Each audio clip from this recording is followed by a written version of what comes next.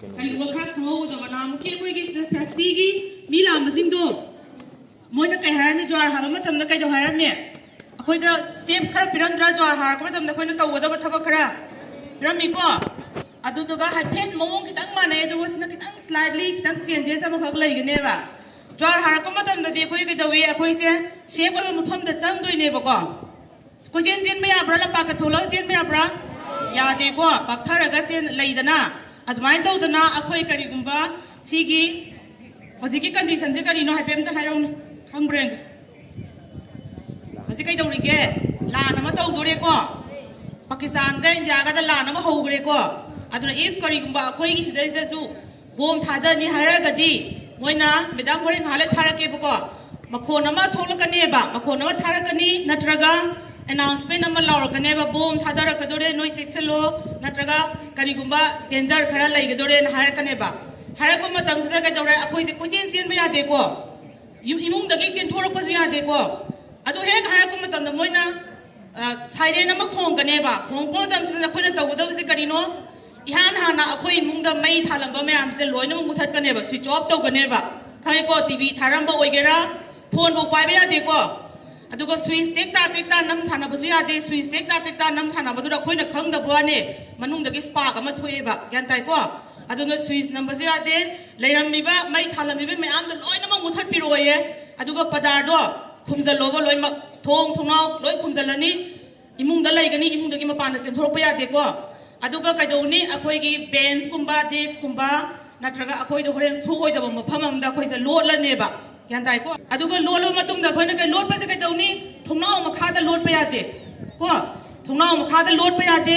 मिंगजेन लेबा मफम ग्लास लेबा मफम दा होरेन ग्लास न काइरागा अंगोन थिनगदा बोय तार बोदि ऐ सेफ ओइब्रा ओइदे को अदुदना अखोइगे तेगे बिल्डिंग दा लेबो रगदि मयाय दुददि तारक पनिंगाय बो याबगी चांसेस याम वांगब्रा वांगी को अदुना अखोइ कदाय दा लेगनि हाय मतम दा पिलर मना कुंबा अदगिदी यारिगे पिलर स्ट्रोंग ओइबा मफम द चंगा खोइजे पाथरगा लैगनी पाथर लैबा मतम द ज्वार हारक मतम द खोइना कइदौई कइदौ हाय टेबल मखादा चंगु मतम द ज्वार हारक तारबोदि अखोइ कोक सिदा बेग नत्रगा करिगुमा मखं थंगलगा थम हाइद्रा हाइको हंदा केदि कइदौरे नमजारगदि नंगी कोक सु सेफ हेंदोइनी को you have to save your head as well as फाइदगी इंपोर्टेंट ओरिजिन नखोइगी नाकोंग जिनी को कन्ना मेंशन गदबा खंगब्रा बोम तारपकी मखोंदो नाकोंगदना कन्ना मेंशन होरेन हालेगा मैडम ना दिमोन तोरकनी को अदुदा नोइसु मैडम ना तउ मतमदा मैडम ना हाइरागा आइना हाइरागा नोइसु माना लोइ तौदोइनी को कदाइदा लोटोरिबा नंबर 1 अखोइगिदी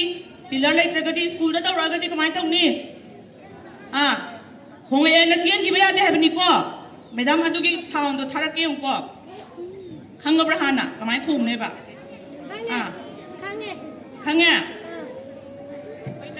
साइलेंट खोंबसे अनीर खोंगकनी अहानब खोंबदना अखोइना रेडी अलर्ट ओइगदबा को अदुगा अनीसुब खोंगकपदना अखोइना तौरइबा मखोइना थादरइबा मिसाइल कापइबा खोलइबा मैमदो लोइरे यारे अखोइ हौगतबा यारे हाइबगी अदुगी साइन अमा पिरकदोइबा अहानबदना कइदौनी अखोइ सेक्शन न लैरो हाइबगी मोंदो तौगदबा अदुगा अनीसुबदना कइदौगदगे हाइबदा हाइरिबा अखोइगी मिसाइल कापपगी तौरिबा थबक मैमदो लोइरे हौगतबा यारे हाइबगी अनीसुबा साइलेंट बुना ओइगदोइबा बाप तारब्रा अखोइना युमदा खल्लिबा पदार सिंगसी यारिंगैदी अखोइना करबा याम लाइट ओइबा न खनबा यादी याम डार्क ओइबा अथाबा फिना लोइनमा खनगदबा को हौजि मैडम ना हाइगी बितुदा अखोइगी एनी फोन की स्पार्क अमा बो उबा यादेबा स्पार्क अमा उबा मतमदा मखोइगी मिसाइल दो चंगसलकदबनेबा को यारिंगै अखोइ करीमता अखोइगी मई हाइबसिगी मंगान से लाइट से अमता सिजनबा यादेबा को दुगो मैडम अमग हाइगे अंगांग स्टूडेंट खरा चावबो सिंगनदि कइदौनी खंब्रा क्लास फॉर एग्जांपल क्लास 8 9 10 की स्टूडेंट्स न कोइदि वॉलंटियर आइदना ने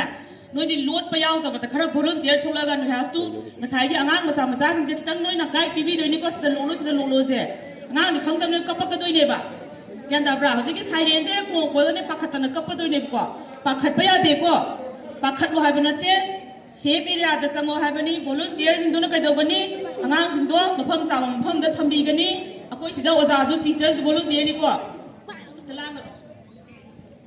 teachers volunteers also class higher class lai ba ngang sing volunteers oi gani ko khara chong thoraga ngang macha sing se safe oi ba pham da thambi gani ai sidai da volunteer ahum ma lai re ko volunteer ahum ma lai re na khalo makhoi ahum se horen siren khong pa matam da aha magi siren khong matam da nakhoi gi safe oi ba mapham da chango lo la ga lai ro hai bane ba ko yan dai ko aduda nga sai gi madam na nakung kan men salo ha ba do pai hana loi muthala mani ko jinjal lo hai na thong thong na hang to ma ga jinjan ma ya de ko thong thong na lon sala mani mai ro na mak switch off tor mani tor matung da nang gi se oi ba mapham akhoi di bunker lai te ko mina bunker da chango hai da khoi di bunker lai te bunker da pusan ba da khoi di kai pusan lani upai lai tam ni building jo so na te ko khoi di sin ni khara ka to na te ko tu na kara khoi service area da kara no table ma kha ji ne ba yan tai ko table ma kha ji jinjal la gani table ma kha ji da no khoi anga ani hum do chan gadra chan loi ko ina ba ya de ko adu da ne ngam na ya na ba ma kha du gi manung da ko to son da na ba lai ga da ba yan tai ko da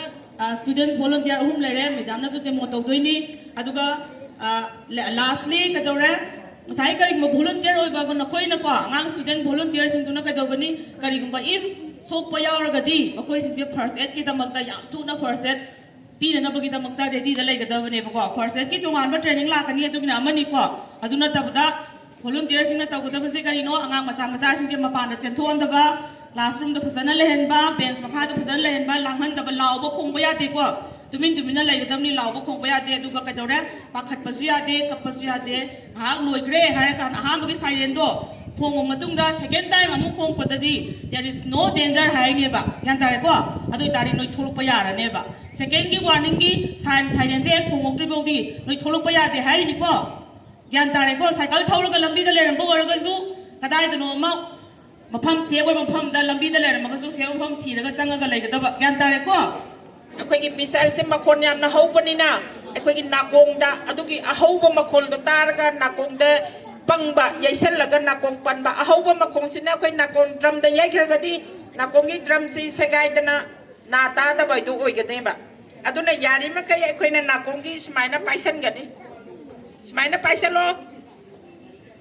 adu ga akhoi na kai da ra ga ni smai na paisan la ga akhoi na classroom da wa ra su amma ta ra su madam na lai smai na pra je la ga akhoi gi kai no si da smai na paisan ga smai na paisan ga pa na lai ni manung si da pura pura smai na paisan ga lai ni paisan ga madam ti ma ta ra ge ko thari ba smai na hauzik kano ta pa matam da noi na lai mafam sing tu da medan na alarm kano silent khong pa matam da na khoi pak thara ga lai ba gi mong do ut ka da ba ko school gi angang sing khudi ma yang silent khong ne pa na ko pa ro ko adu ko phang da do ni ko silent khong ba matung da pa yo ati ya nam da ka silent khong ka do ni mai mu thala ni mai mu thala dam na ko ga na be thala ni ten kam jara ga na ai gi mu da ku ba ma na ko ka na me do ni ko smai na ya deng ge ko si taro ka smai na chal la ka kok sina makha thang ba da smai na luk thara ga lai ga da ba ko aduga akhoi gi oja sing amadi kano sing su oja sing na angang sing se yari makai moida ki ba lai ta na ba habi ga da ba pakhat pa ki ba lai ta na ba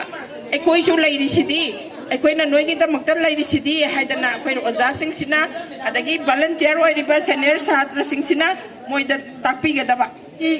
oja sing su oja nu pa ma di nupi sing su angang marak ta lai la ga mo gi tau ri ba mong to khara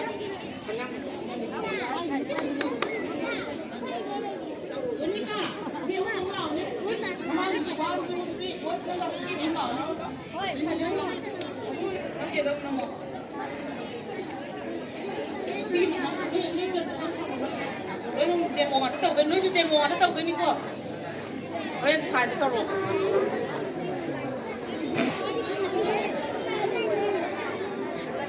Xài đấy này không, bữa cái đang hạ tăng kia ở mà lấy rồi cái nó đã immune cái precaution nó mà lâu rồi ní nó co, xài đấy này không mà nạc cũng hết miền cái nó bữa co. Madam nó video nằm đôi này tôi nói mẹ ăn tôi cái đó ní nạc cũng mẹ ní co, madam này khai bác à, nhà nào madam mà demo tàu kia có cái xài đấy này rồi.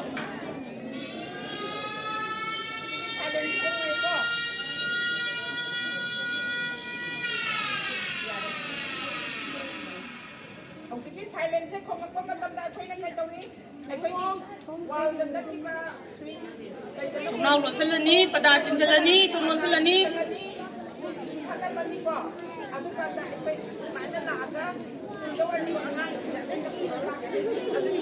Aduga Padazuna.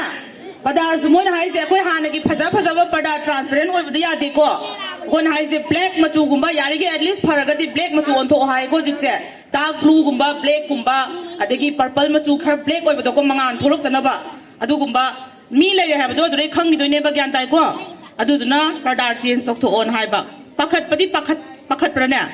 Pakalona to Bunatego Medang is there. Pakanabana take. Okay? Paktaragalero, Nakong to Kanamen Selu have any car, Nakomen Selu,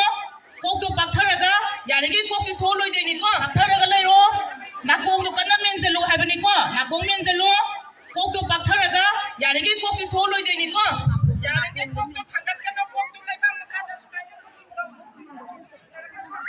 Last 19, Kok to Luto have any car. Kok to Lutaro.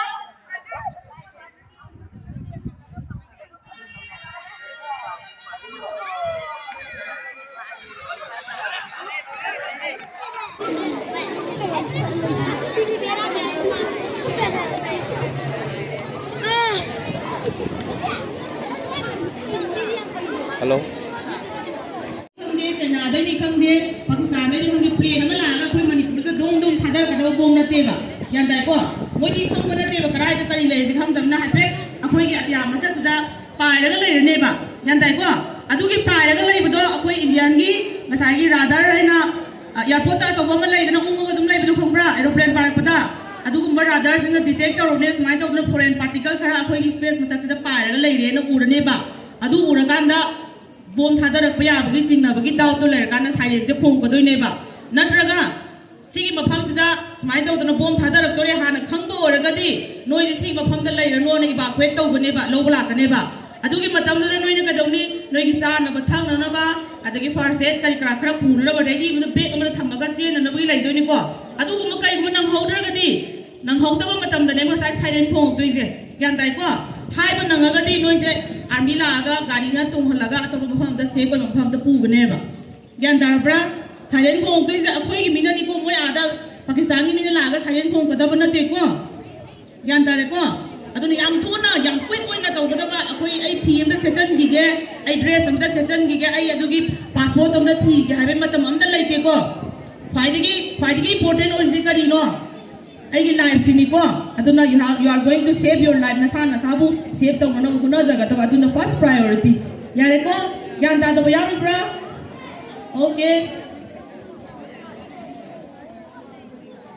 okay all students na wara maniko now you have a very good news Monday da gidi kai lera you have your summer vacation yum da lai matam da na da na ba cha cha san ba ya de ko aduga date kya da lak ba date 2 da school da lak da bani na da na amuan una ziko land do khoi school da torok ta bo oisanu ko land do khoi Manipur da khoi school da torok ta bo oisanu akhoi yam tin hana da gi hona wa da na leirabni ko khoi se ko okay adai ngasi gi kari gumba noi gi saiding gi participation ta go da ba myam do competition ama lai da na date 15 gi tabro adugi participate ta go da ba myam do gi di summer vacation manung da so mula ka doni ko moi se ko you have to contact your teachers for that yan tabra ngasi event dance ne saiding ne isai ne song competition ne adugi selection ta roni ko oja ge changa classroom da ko noi lang da phaja phaja na lai ramo okay all of you sabdhan 20 rounds 1 girls